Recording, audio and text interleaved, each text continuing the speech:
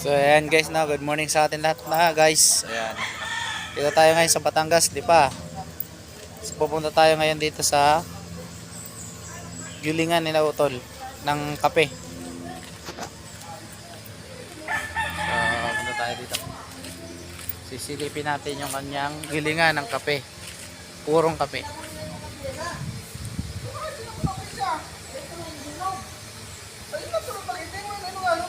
Dito tayo ngayon, no?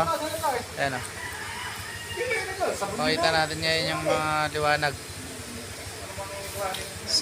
Tapos yung pagtunap pala doon sa ano? Ito yung kasama naming motor. Yung Hindi Utol. tumama sa eksakto yung tornilyo. Isirain pala yung motor mo na ito na ako ikat. Kaya nga doon sa kanila kinuha yan. So ito pala yung gilingan nila ng ano, puro ng kape, no? Ito. Ito yung gilingan nila. Ayan, ito yung mga kape. Ayan.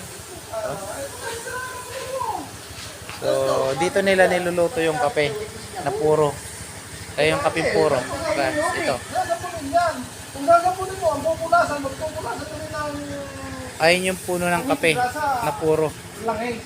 Hindi niya pinunasan na lang yung loob ko eh. Diniretso pagkapit eh. Ayan, oh. So ang daming bunga ng kape. Nakikita nyo dito sa likod ko, ito, puno na ng kape. Nandito ngayon kami sa Lipa.